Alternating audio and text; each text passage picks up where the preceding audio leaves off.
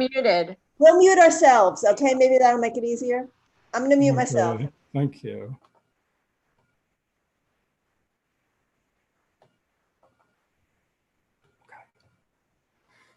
Okay.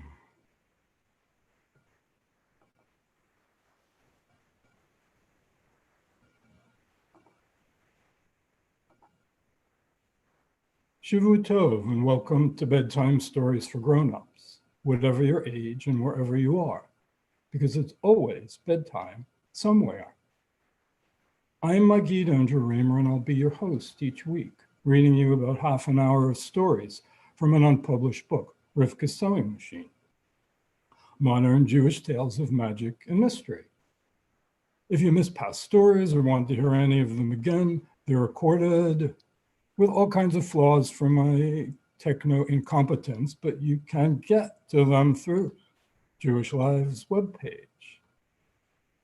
If you've read any of my earlier books, including Queering the Text, Torah Told Different, or the comic dystopian Fragments of the Brooklyn Talmud, you'll know the way that I play around with stories. And if this is your first time here, I hope that these stories will put you to sleep, because that's the job of all good storytellers. I want to thank our hosts, Dan Libinson and Lex Rofberg, and along with April Stern, who are our guides on Jewish Live, thank you. So get comfortable, take off your shoes, put a pillow between your head, stretch out, relax, and imagine that we're all sitting together somewhere around a mysterious fire, somewhere else.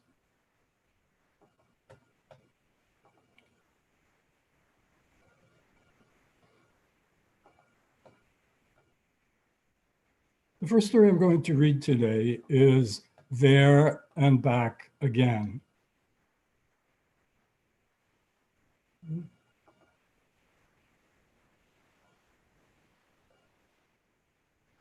Oh well, I cannot solve the problem that I'm having. So, this story is called There and Back Again. A few decades ago, if you had a near-death experience, you didn't tell anyone about it for fear of being labeled crazy. Today, there are books about NDEs on the bestseller list that were written by doctors, not metaphysicians, and films have been made about them, so the situation is very different. Doctors have found a great willingness on the part of their patients to talk about their experiences on the other side. And there are even people who hope to have a near-death experience. Although it seems to me that having a near-life experience would be far more useful for most of us. But in some places, NDEs have become a kind of spiritual status symbol, along with channeling out-of-body experiences and angelic visitations. None of this was any comfort to Bob Glassman when he collapsed on the tennis court with intense chest pain. He was unconscious and had almost no pulse when an ambulance with its team of paramedics arrived 4 minutes later. They performed the appropriate life-saving techniques as they moved him to a stretcher, raced him to their ambulance, and with sirens wailing, rushed him to the nearest hospital. Alas, nothing they were doing worked. All of his vital signs were disappearing. They were about to give up when one of the paramedics noticed a tiny flutter in his right eyelid, and then a moment later he took a slow, shallow breath. Bob had to have bypass surgery and spent 2 weeks in the hospital, moving from intensive quick care to a room on the cardiac care floor. His doctor told him that he'd had a massive heart attack and that he was lucky to be alive. It was only after he was looking better and feeling better that his wife Carol told him, "They thought you were dead, sweetheart." But in spite of all the books about NDEs and even a film about them that he and Carol had seen a few months before his heart attack, he did not tell her that he had been dead and come back. He didn't know how to tell his wife or his doctor, his nurses, the physical therapists that were working with him, or even the social worker who came in every day to prepare him for going home and making the kinds of changes in his life that would prevent him from having another heart attack. For yes, Bob had had a near-death experience. One moment he was running across the tennis court, and the very next moment he was looking down at someone lying on the court as another person came running toward him. With utter dispassion, he realized that the running man was his business partner, Chip Levine, and that the prostrate man he was looking at was he himself, lying face down, clutching his new racket.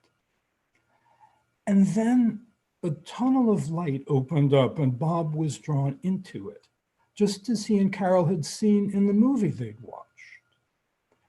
At the far end of the tunnel, a warm, smiling, round-faced woman with curly dark hair was waiting for him. She looked very familiar to Bob. He wondered if she were a dead relative, one of the many he used to look at in his Grandma Sophie's photo album, a great big book whose heavy black pages were covered with black and white photographs. Maybe, he wondered, this woman was his grandmother's own mother, Shana, who died in Europe and was looking out for him. The woman took Bob's hand as he stepped out of the tunnel of light and led him into a beautiful garden. She told Bob that she was his guide, there to help him decide if he wanted to stay in the garden or go back to Earth. Beautiful and peaceful as that garden was, Bob knew that he wasn't done yet. More than anything, he wanted to see his daughter Sophie and his son Aaron grow up. The moment he realized that, before he had a chance to say anything to his guide, the tunnel opened up again in front of him and he found himself pulled back into it and shot back into his body. But before he vanished from the garden, he caught a quick last glimpse of his guide and realized that she wasn't a long-lost relative, a forgotten aunt, or an unmet great-grandmother. Looking at her again, in that last fleeting moment in heaven, Bob realized that his guide was Ethel Rosenberg, electrocuted in 1953 with her husband Julius for allegedly giving nuclear secrets to the Soviets. But there was no way that he could tell that to Carol or his doctors, to his nurses, or even the social worker, or even to Marilyn Weiss, their rabbi.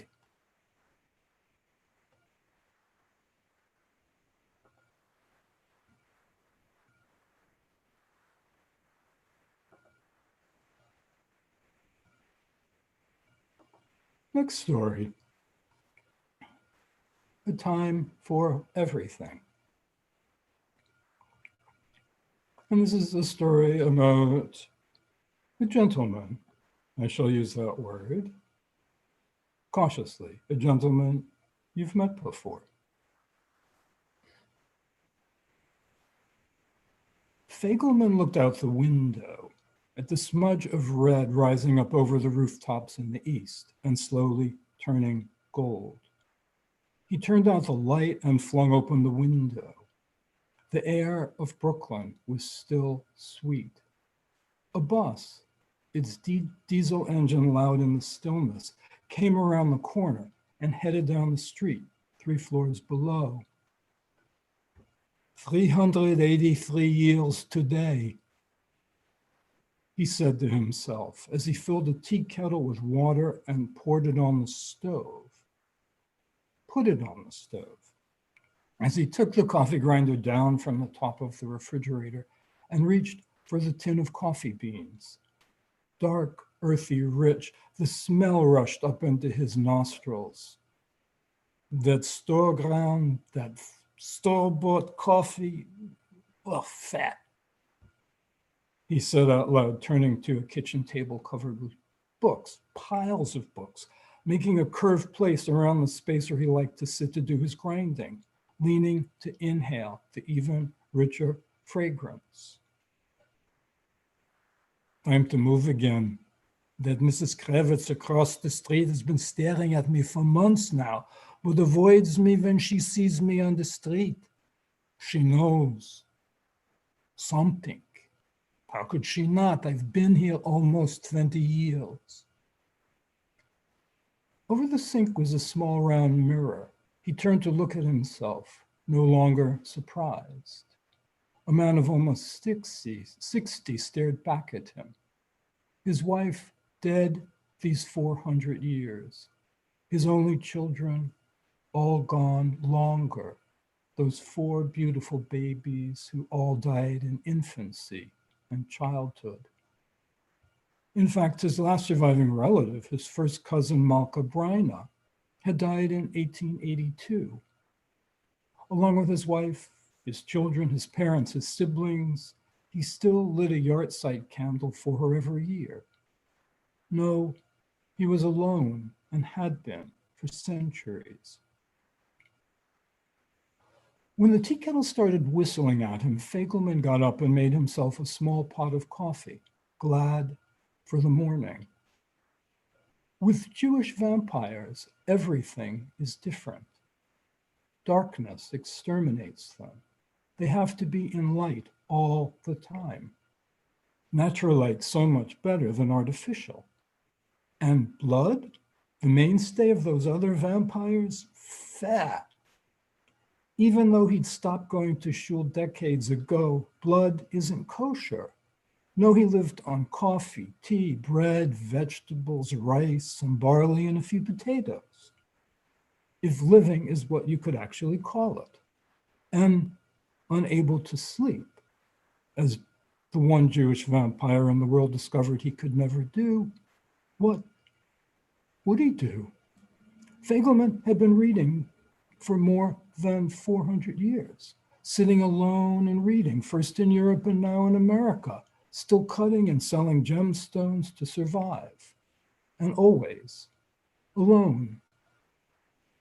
As he sipped his coffee, he said to himself, yes, it's time to move again, but where should I go now? Maybe the other side of the park. More and more Jews are living there in those fancy neighborhoods. Some more coffee, a bite of a stale donut from a box on the table. Suddenly, Fagel remembered and recited out loud King Solomon's words from the Bible.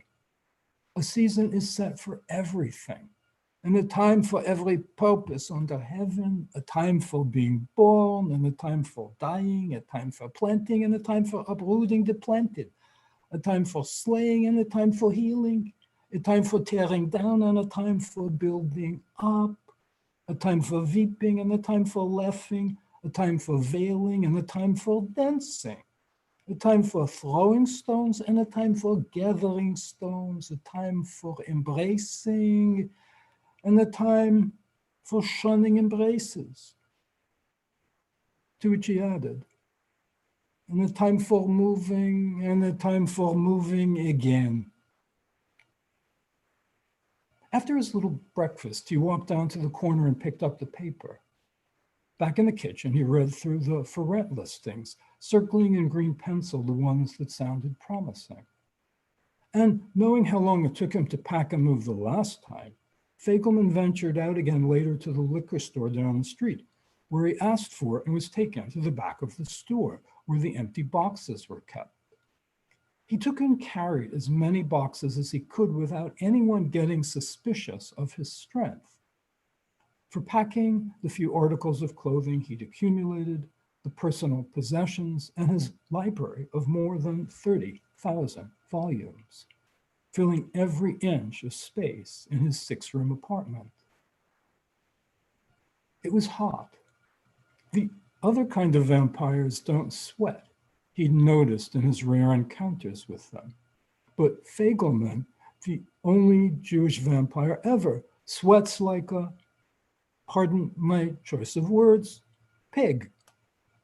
Tie pulled down in 1986, when very few other men ever wore them after work, and many no longer wore them there. Fagel Moon's white shirt, sleeves rolled up on hairy forearms, was black from sweat. He stopped on the third landing to look out at a grimy window, onto an alley crisscrossed with clotheslines, everything hanging limp in the heat. How many places have I lived in? He asked himself, continuing. 5, 6, maybe 7 since I've been in America. Squeezing up against the wall so the damp Mrs. Switkus from the top floor could pass, clutching her 2 shopping bags. A fine day, she said testily. A very fine day, he muttered back. First Europe, now America, another move every decade or 2 at most. Fagel Moon sighed. Can't stay put too long, people wonder. Why doesn't he look any older? Older, I'd give 200 years of looks and every ounce of my unnatural power to live for more than 2 decades in one place, or just to finally die like everyone else. Putting the flattened boxes down in the hallway, Fagel Moon went into the living room where stacks of books towered in rows, some of them nearly to the ceiling. You ought to open a little store. Little Juan Martinez, who lived across the hall from him, said the one time that Fagel Moon invited him in to give him a picture book to replace the one he'd left on the bus. Fagel Moon had heard his mother yelling at him about it as they came up the stairs in heavily accented English that Fagel Moon, with his own heavy accent, loved to listen to.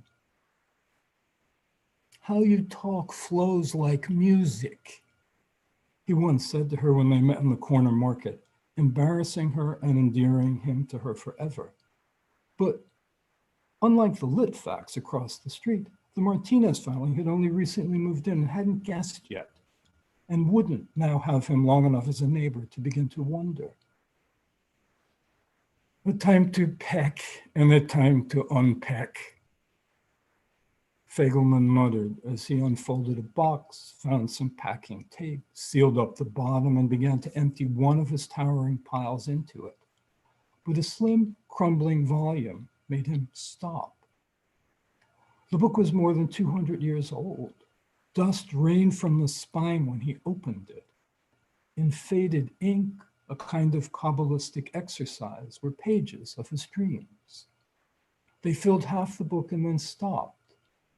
Fagel Moon read the first entry, written in a small tavern a day's journey outside of Kiev, 2 nights after his transformation. Not that he needed to read it.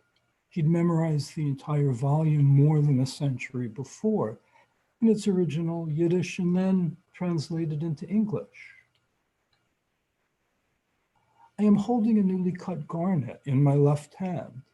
My father is standing beside me as if he were still alive.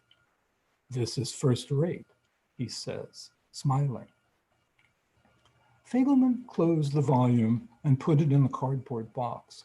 Then he closed his eyes and imagined himself writing a new dream into the book. For he hadn't slept in exactly 383 years, so all he could do was daydream about dreaming. It is night. I am traveling in a coach to Kiev. An old man gets on when we stop to change horses. He makes me uncomfortable. He has a strange smell. I turn to the driver and tell him I'm not feeling well, that I want to spend the night in the inn where we stop to change horses. He takes down my small trunk from the top of the carriage. I pay him and go into the inn where I ask for a room. The innkeeper's wife leads me up the narrow stairs to a cozy little room beneath the eaves. I pray, undress, get in bed, and fall into a deep, delicious sleep. But of course, it didn't happen like that. He stayed in the carriage. The vampire leaned over. A single drop of blood dripped onto his hand, garnet red. Only a stone in the road spared him from death and kept him preserved in a state he called a half-life, long before nuclear scientists began to use those same 2 words linked to describe something else. Another few books in the box. Then Fagel Moon paused to think about the first vampire film he'd ever seen. On television when it was invented, and he finally got one himself. Not that he watched it much. No, books were still better. But before that, he'd never seen a movie, afraid there might not be enough light in the theater for him to what? To live, to survive, to endure, to exist, to go on. Hundreds of years later, and he still didn't have the right words to explain his condition. He thought about those other vampires, the ones in the movies and the few that he'd met over the years, prowling the streets at night, exulting in their freedom, while he sat huddled over a candle, then a reading light, knowing that just a few moments of total darkness would snuff him out. Suicide, a sin.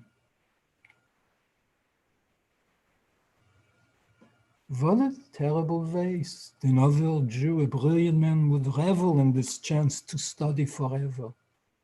To me, it's all unfathomable. Why me? Why this strange existence, I wonder? I work. Sometimes I tutor little boys, but have no fear. Those other vampires relish flesh, but not Fagel Moon. My only pleasure is to read. All children are safe with me. Unless they bang a shin, scrape a knuckle. Unlike those happy others, blood makes me cringe. I am alone, rootless year after year. My only tie to home is a piece of soft sandstone I carry in my pocket. We Jews, when we visit the cemetery, we leave a pebble on the grave as a marker. This stone in my pocket marks my final unresting place.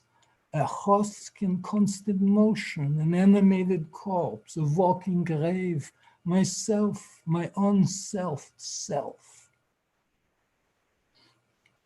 Tireless, his boundless energy far greater than his late middle-aged appearance would suggest. Still, Fagel Moon found himself emotionally weary of packing, weary of taking the subway to the other side of Brooklyn to inspect apartments till he found one that he liked. A large, old, high-ceilinged apartment looking out on Prospect Park.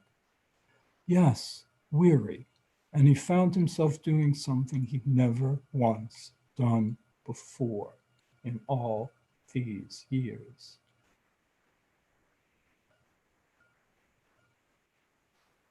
I did not mean to hire him, he said to himself over a dinner bowl of kasha varnishkas, about the young store clerk he'd gotten to know in a small shop in Manhattan that he would sometimes go to sell another precious volume when he needed some extra money, as he did now for his move.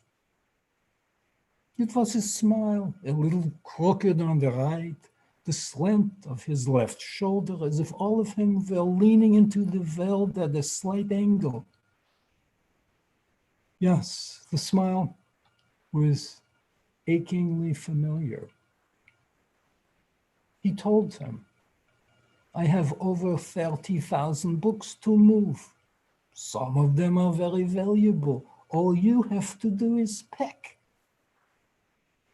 This is what he didn't tell him, that he was 5 times older than his grandfather, that he made him think about that boy in Cheder he liked so much, Avner, who grew up married and died hundreds of years ago. And he didn't tell the bookstore clerk that Jewish vampires struggle over strange desires, just as do the other kind, but that since he was a vegan, neither his handsome, angular, youthful body nor his blood were in danger. Vital, why not be just that old man moving? His name was Kyle. What kind of name is that? Fagel Moon wondered. Kyle Jacob Moskowitz, with his big hazel eyes and that sonorous voice. Très sweet for a prize, he said when Fagel Moon offered him a first edition of Byron's first book of poems, Hours of Idleness, originally published in 1807 and worth $5,000, wishing for the first time that he was one of those other vampires, the guilt-free Gentile kind, so that I could take him in my arms, that goofy boy. goofy and American word that I like very much. To bury my face in the left side of his neck. Inhale. Boy, more forbidden than shrimp or pork or milk and meat eaten together. All of which I would probably eat now if I could. But he never took Kyle in his arms. Old habits die hard, habits of fear assembled over hundreds of years. But once a month, Kyle came over to play chess with him in his big new apartment with its glorious view of trees in Prospect Park, lush green, then coral, amber, rust, vanish. One day Kyle said to him, "You have a beautiful voice, Morris. You ought to use it." Fagel Moon shrugged. Sensing him, feeling him, understanding his new old friend better than he understood himself, Kyle Moskowitz, not yet 30, invited Fagel Moon to join him once a week, reading to hospital patients in Manhattan.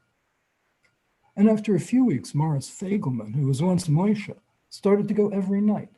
Shuffling in scuffed brown shoes, Fagel Moon descended the subway steps in his neighborhood in Brooklyn and entered the train, graffiti-stained, seated, his right hand slipped into the right pocket of brown wool pants, worn at the knees, then to the left pocket of shabby black overcoat to check for flashlights. Another habit. Once he was caught in a train that stopped between stations and all the lights went out. He began to gasp for air a few moments later and then became the hero of the train when he pulled out his flashlights and turned them on. Unlike the other kind, Jewish vampires crumble and decay without light. And Fagel Moon was still struggling with the question he'd been asking for more than 380 years. Am I alive? In which case, terminating my existence would be a sin. Or am I dead and would entering darkness and completing the decay I felt when that happens not be suicide, but rectification? With no Talmudic precedents to follow and no rabbis to turn to answer this most pressing question, Fagel Moon continued on and on, sort of like a golem, but not like a golem at all. Screeching into the station, barfing its passengers onto the platform and sucking in new ones, the D train slammed shut its many mouths and slid back into darkness. And Fagel Moon climbed the piss-reeking, glitter-strewn stairs toward fading end of day. Socks damp, he scurried toward St. Vincent's Hospital's AIDS floor, where Kyle had taken him for the first time. For unlike the other kind, Jewish vampires, as you know, never sleep. And beginning to get tired of reading all by himself, Fagel Moon began his nightly ministry, hand tenderly on one of their hands, reading to ravaged, once beautiful young men, dying of AIDS with rage and fear and pain, too soon, that he continued to avoid, evade, whose fates he encountered with envy. And there, reading to them, night after night, getting to know them and saying goodbye for the last time, in a strange way, he found comfort in giving comfort, who wasn't really alive but couldn't die either, found healing, a kind of unexpected healing.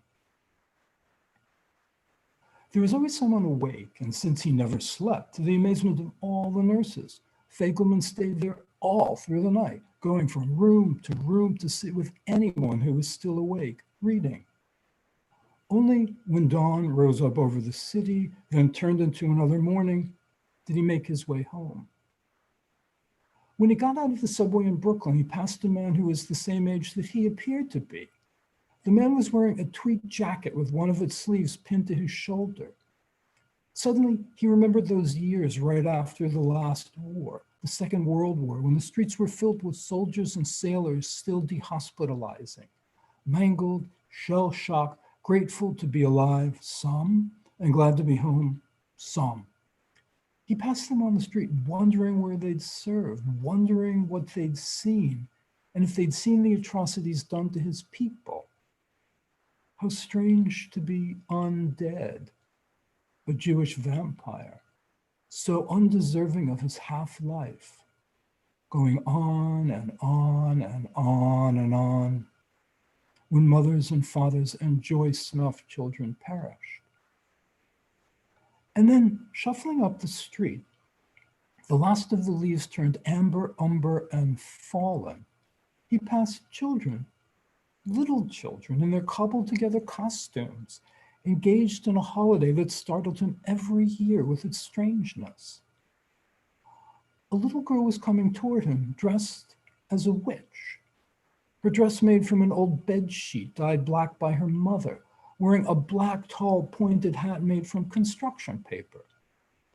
And then he saw a little boy in one of his father's old undershirts, a baggy black undershirt painted with spattered white bones. The little boy was carrying a black-handled, plastic, orange jack-o'-lantern in his pudgy little hand. For a moment, a heart-clutching moment, he remembered again Avnel, the boy in Cheder who I had a crush on. Crush, such a strange, strange word. Leaning toward wanting to crush him in his arms, but not there yet, never there. Two little ghosts in costumes made of old bed sheets came toward him, one pirate, one gypsy, and then a little princess, all in frilly pink, her long wavy blonde hair bouncing over her shoulders as she walked. How do I, a Jewish vampire, pass through other people's attempt to sanctify death? Morris Fagel Moon asked himself. And is there a way, perhaps, for me to share in their joy at playing dead? For there are games the dead play about death, and games the living play. And then an expression came to him suddenly. A constant reader, he couldn't remember where he'd read it. Let the dead bury the dead. To which he added, and the living bury the living.